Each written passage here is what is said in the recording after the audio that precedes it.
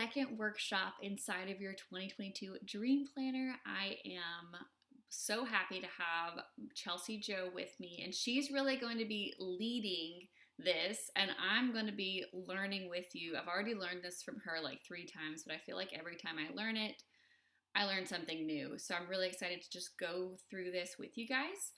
The goal of this workshop is we are going to take the fundamental needs that you just finished creating, and we're going to actually create a schedule in your planner to go live it and make time for it to do it. And we're going to go through the vertical layout and the horizontal layout to see which one you like. So which one works for you. It doesn't matter which one you use. I'm a horizontal girl. Chelsea, welcome to the show. I'm vertical all day. Yeah, so we're going to go through both of those. And thank you so much for being here, Chelsea. No, thanks for having me. I'm happy to be back. If you haven't already watched the other video yet and you were like, oh, I just want to know this time blocking thing, I'm going to do this first. Welcome. But you should totally watch the other ones too. And you absolutely should be setting up your dream planner. The whole front canvas part has the fundamental needs that I had created in my own personal life, and it kind of adapted and Polly took her wheel and made it this big, beautiful thing. So you've already worked through all of that, hopefully. And now you're in this spot where you're like, okay, well, what do I do with these things? How do I actually get them in my life? And so that's really what happened. And that's how Polly and I came together is I started using her planner to take my fundamental needs and put them into this beautiful, just like open, empty space where my life could live and could breathe. And so I created a 5-block time blocking system, and that's what we're going to go over today. My fundamental needs live inside of my 5 time blocks, okay? So let me just give you one quick second. I'm going to school you on effective time blocking. And how I'm going to do that is by telling you what ineffective time blocking looks like. There's not really another word that we know how to use other than the word schedule, but I don't like using that word because it automatically triggers in our mind timestamps of all these things that we have to do throughout the day. So anytime I talk about what I do, I always teach people to say that I'm building out a framework. I'm building a framework for my week. I'm building a framework for my day. We are not building a schedule. Are your time blocks going to happen about the same time every day? Sure, but they might change, and that's okay. Inappropriate, ineffective, inefficient time blocking looks like 2 things. One, it's got gaps in between. All your time blocks should be sandwiched together. They should bump right up next to each other. And 2, there's a bunch of them. That's just a schedule. That's just I need to do these things. I need to check off a bunch of boxes, right? So what we are going to do today is we are going to time block your entire day from the time your eyes open until they close at night, and you're going to have 5 blocks. That's it. I don't care who you are. Somebody told me one time, you're not a snowflake, Chelsea. And I'm like, I am a snowflake. No, you might be special and rare, but we're all snowflakes. You'll all fit in the 5 blocks, okay? I promise, regardless of what your situation looks like, if you're working inside of the home, outside of the home, have kids, don't have kids, married, single, doesn't matter. The 5-block system will work for you, and they're all going to be butted up one next, right up against each other, one after the other, and it's going to fill your entire day. Mm-hmm. Okay? Polly's got some really cool examples she's going to share with you.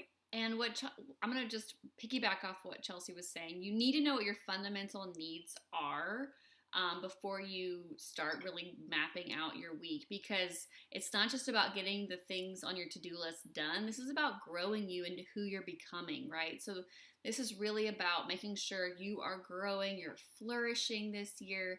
And this is the missing puzzle piece of creating all these great plans and then actually going and living them, okay? So this is such a critical puzzle piece that I'm so excited to bring you this year. So what I'm going to do is I'm actually going to show you the planner as an example week with the 5 blocks in it. And your 5 blocks might look a little different. That's okay. We all have a little bit of different lives. We have a little bit of different work schedules. We're in different seasons of life, whether you're a mom or not, or you're married or not, or whatever. Like, you're going to have different fundamental needs. But I think by seeing examples, it's the easiest way to get it. So Chelsea, do you want to start with a vertical planner or a horizontal? Let's start with vertical, Okay. because that is like I do it in my sleep. Yes. And so, first of all, I'm going to have you write this down on a piece of paper before you actually, good. Yeah. Oh, Polly, you can start here, but I was going to say, go back to the other page if you can that you just showed before we give them. Oh, the horizontal? No. The to-do list. This one. Yeah, okay, so down there at the very bottom, this is what I want you guys to take note of. Okay, so write down, these are your 5 blocks, 1, 2, 3, 4, 5, and then your fundamental needs. And you don't have to use Polly's color coding system, although it is like very similar to mine. This is mine here. But you always want to have in your paper planner at the bottom your key for your time blocks, right? So that now, I've been doing it so long, I might not necessarily need them color-coded, but here's what it does for your brain. Anytime something is complicated, your brain's like, nope, it's trying to conserve energy. It's trying to do the least amount of work possible. That is where we came from, right? That's survival. That's being able to restore yourself. Well, we've made everything in our life very, very easy, but our brains are full. And so if you can make something super simple for your brain to understand and digest, you are more likely to succeed in creating that new habit and picking up that new skill and doing it over and over and over and over again. So color coding and keeping it to these 5 blocks is why you're going to be successful with this. So pick your colors. And just to piggyback off this, the final one, fundamental needs, is not a block. So I know you're like, wait, this is 6. The fundamental needs is not a block. It's the 5 above it. Morning routine, AM, midday, PM, and nighttime. And if you think about it, the top 2 are just routines, okay? They're blocks, but they're routines. The core 3 is AM, midday, PM. So like 3, that's your real 3. AM, midday, PM, and then you have your morning routine and your night routine at the end. So that's even simpler to think about it. And then those fundamental needs are what you created in the last workshop, and they go in your blocks. But it's very important that they have, I always love to use orange, it like pops out. And what I was going to say earlier is for so many people are like, I don't have highlighters. I don't care. Use your kids' crayons, use like colored pens. I went to the dollar store. Like this is my jam. These pens are all from the dollar store. I absolutely love them. And then I've got some highlighters offline. And if you're fussy and you're like, I can't do this in this gorgeous planner because I don't want to screw it up, buy erasable ones. They have amazing erasable pens and highlighters.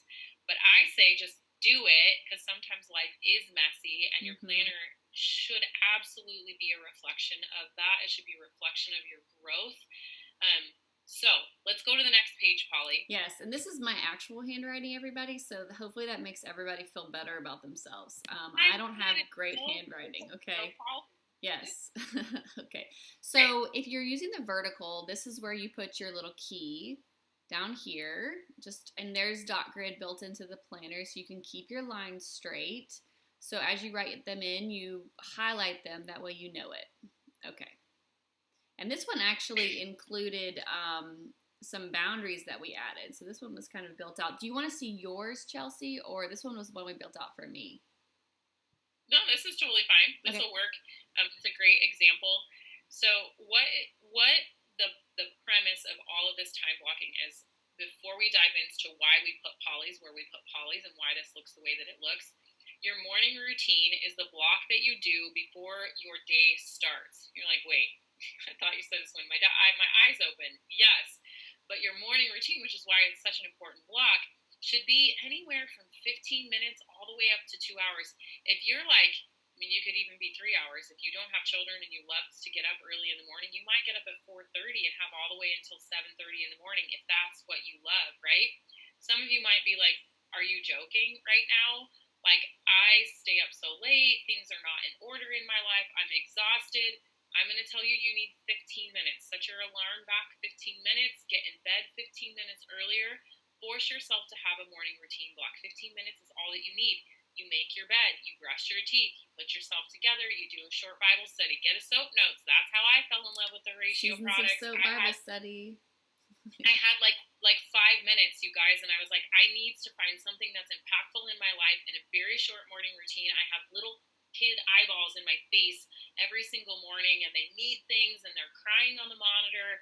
I needed something very quick, right? And so that was my 15-minute morning routine, and I went through my soap notes and I called it good, right? And then you move into your next block, which is your AM block. So let me give you a couple examples. Sometimes your AM block might be super, super small because you make yourself breakfast, which would happen in your morning, in your AM block, and you might start the dishwasher, or you might take the dog for a walk, and then you get in your car and you drive to work and you work 9 to 5. Okay, so your AM block would be those things that you did after you had your quiet, you haven't picked up your cell phone, you haven't been demanded of at all, your quiet morning routine block. And then you bump into your AM block, right? And you do those small things. The next block is your work block. That's what your first 3 blocks of your day would look like. For somebody like me, for a while, I was a homeschooling mom. My AM block started from the time my kids woke up all the way until like 1:30, 12:30, right? Until we had lunch. That was my AM block, and I was homeschooling through the whole thing. So I had a huge AM block, but it's still my AM block. And so right now, Holly, we had talked about her AM block sometimes is going to be a little bit longer. Even after she drops off Jane at school, then she's still going to extend her AM block. She's not going to jump right into work because she wants to put a fundamental need in there and she wants to work out. So her mind isn't saying, oh, I have to skip my workout because I should be going to work. Her mind is actually thinking, I'm in my AM block for 35 more minutes. I get to do a workout, and then I get to start my work block. So that kind of gives you an idea of how those 3 things will float together depending on where you're at. Yeah, and I've actually transformed this some weeks where, like, on Monday morning, let's say I drop Jane off at daycare, and you can see this purple middle block. That's basically when my child's at daycare. So if you have childcare or they go to school or whatever, like, that's when you have your time to work, right? Because you have childcare taken care of if you're a mom. And so I've actually extended some weeks my AM routine until 9:30, and I give myself an hour to just straighten up the house. And then it's like, oh man, it's so nice that I got the laundry started. I was able to do some things around the home before I jump right into work, because it gives me that extra space in my AM block to get some more things done around the house and just not dive in so quickly. Yeah, and that's what I love about it. So that is a prime example, Polly, of how on that specific day, maybe Tuesdays and Thursdays, you would extend your AM block after you drop kids off to 1, take care of a to-do fundamental need, right? You plug that in there. Maybe on Thursdays, you plug a cleaning to-do in there if you have a weekly rotation. Mm-hmm. If you have a lot of stuff going on and you have a lot of kids and you have a lot of laundry and you have a lot of cleanup, maybe every single day in your AM block, you start a load of laundry, right? And so you start to stack routines within your time blocks to help you navigate all the things that you have to do. So let's bump into this 4th block, which is your PM block, and it starts when you're done working. So if you get off of work at 5, then your PM block starts. If you are done working when your kids get out of school, then it would start when your kids get out of school, right? Or when they get out of daycare, or whatever that looks like. This is when you're going to pour into your home and your family, all of the things that you do until you start your nighttime routine block. Well, let's talk about this. If you have kids, obviously this starts as soon as you get your kids in bed. They have their own nighttime routine, their own bedtime routine. You have your dinner routine. You do all of that, right, in your PM block. And then when you turn off the lights and you close their doors, then it's time for you to start your nighttime routine block. If you don't have children and you're working, you come home, this is when you tell yourself, I'm turning off all my electronics, I'm not answering emails, I'm not getting sucked into the vortex of social media, I'm turning it off, I'm shutting it down. A good 15, really, ideally it should be 30 to 60 minutes before your own personal lights out time when you need to go to bed. It's a time for you to read. It's a time for you to draw. It's a time for you to take a bath. It's a time for you to listen to music. It's a time for you to just turn inward, be reflective, have a cup of tea, like whatever that looks like for you. And truly, maybe you start out doing 15 minutes of this where you put your phone away, it's not charging by your nightstand, and you pour into this nighttime routine block. Those are the 5 blocks, okay? I think I got as much out of that as I could in a short amount of time. If you guys want to go and look at this a little bit deeper and super thorough and do an actual workbook to help you with this, you can go to my website, chelseajo.co, and click on free at the top. I have a workbook that will also just supplement what you're learning here to help you really solidify the concepts that I'm teaching inside of my 5-block system. Okay, Polly, let's talk about your fundamental needs here and how we put them inside of Yeah, I actually just moved my date night to be in the nighttime routine. Would that make sense? Because I had it in my PM block, but I think that makes more sense to put it in my nighttime routine, yeah? So here's what I want to say. Yes, absolutely. But for people that are looking at this, maybe on Thursdays, your PM block ends a little bit earlier, right? Maybe you have somebody come over and they're putting kiddos to bed, and so that line would actually be shifted. Polly, are you able to show them what it would look like just on Thursday? Let's open up that nighttime routine space and make that PM block a little bit smaller, because this is the reality of my life. Blaine my husband is a firefighter, and so our routines are all over the place. My blocks look different every single day of the week. I don't have a lot of consistency in that. So some days my AM block is really big. Sometimes it's really short. Sometimes my PM block is really big. Sometimes it's really short. Mm-hmm. There you go. Yeah. Perfect. And so this is how you move your blocks around and make them fit what you have going on in your life from week to week to week to week. And that is where my date night lives. When it's an actual nighttime date, it goes inside of my nighttime routine block out. Perfect. I drew some hearts in there, but there's a little bit of a lag. So these are my my fundamental needs. I've got workouts, which is a walk, a dance class. I have time. There's my hearts from the date night. Okay. I've got time for my home investment on Fridays, which that changes from week to week when I'm doing that. Sometimes I put it in my AM block. Sometimes I outsource it once a month and have someone come do a deep clean. Praise the Lord. Right now it's crazy because we're in the midst of a move, so it's a different home investment time. We have our family time Saturday. I have my family check-in and meal prepping on Saturday. These are my fundamentals. And then I've got church, my marriage check-in Sunday night. We do a marriage journal. And that is a great way for us to just connect and like verbally communicate if anything's really bothering us, what we're celebrating, what was hard, that we can just kind of like vent, how can we serve each other and pray for each other. We do family fun on Tuesday night. Then I've got my workout here, and I go into PM block was to not do work. And then it's really trying in my nighttime routine not to have screens. So those are my 2 boundaries that I was committing to working on. I'm not going to be perfect at it, but that was something in the back of my mind that I am striving to get towards for my mental health, for my peace of mind, for who I'm trying to become in my marriage, in my motherhood. And what I love about these time blocks that Chelsea's taught is that it actually helps you be where you are when you're there. Like when you're in your work block, you can be in your work block and not be stressed about, I should be with my daughter right now, or I should be doing this, that, and the other. And whenever you're in your family block, in your home with your family, that's when you're there. You're able to not be, as Chelsea would say, pulled in 1,000 directions. And that's what she teaches. And I just love that training. It resonated so much with me because we can all have that guilt of like, I should be doing more. And it's like, no, you should be doing what you're supposed to be doing in this block. And it gives you that clarity and that peace. And that's just really beautiful. Yeah. I love that these boundaries are put in there, because if you guys pull back and you really look at what's happening inside of this right now, Polly, if you want to shift to the other, back to that other page, what you see happening here. Oh, you mean go back to vertical? Yeah. Okay, this is Chelsea's vertical.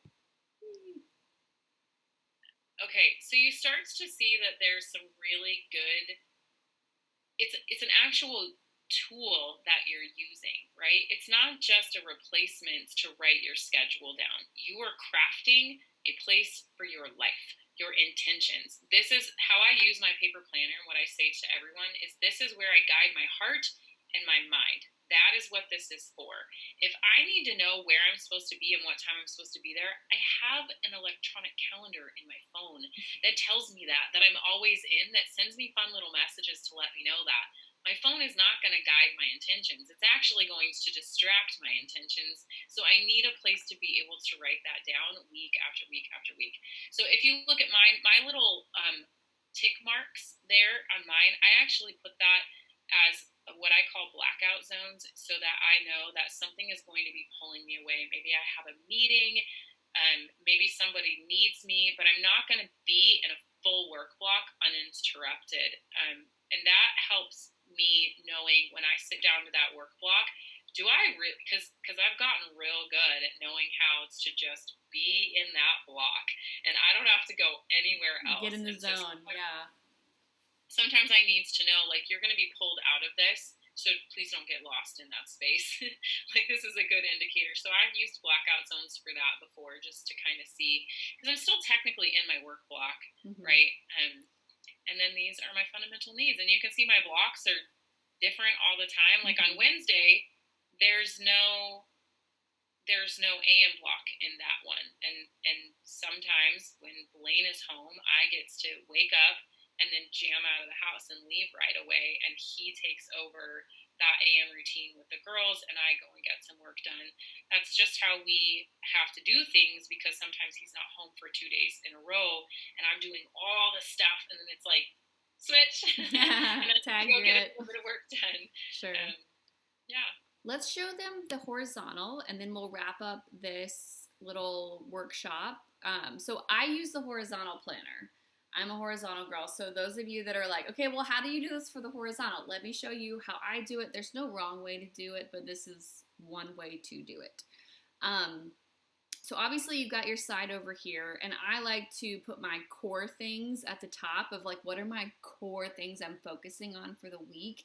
No more than 4. 3 is a great number. You put in your due date over here. And I always put a section for personal, because like we were talking about before, maybe that was on the podcast we were talking about, I tend to go hard on my business or like my dreams and like what I'm working on, and I totally neglect my personal space. You might be opposite, where you only focus on personal. It's hard to focus on your work. So for me, I have to put a reminder that, like, there's probably things you need to do in your personal life, and so like you should have space carved out to do it. So I like literally have to give myself this reminder so that this isn't just tasks for Horacio Printing. Whoa, okay, there we go. And then on this side, I do my blocks because the day goes from left to right. I do my blocks from side to side. So over here is all my morning routines. This is my AM block. This is my core work block. This is my PM block and my night routine. So it's the exact same thing we just went through. You can just see that this is where I would write.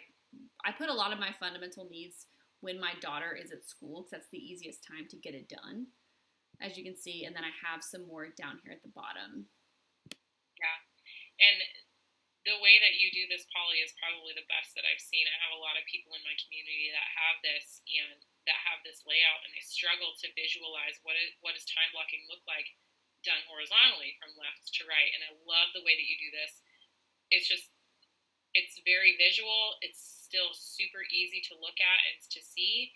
And that's what I hope that you get after looking at both of these examples, is that you can visualize exactly how Polly Payne is navigating her day. Yeah. And it should be that simple for a complete stranger to understand the system, to look at your planner and know exactly what you're doing.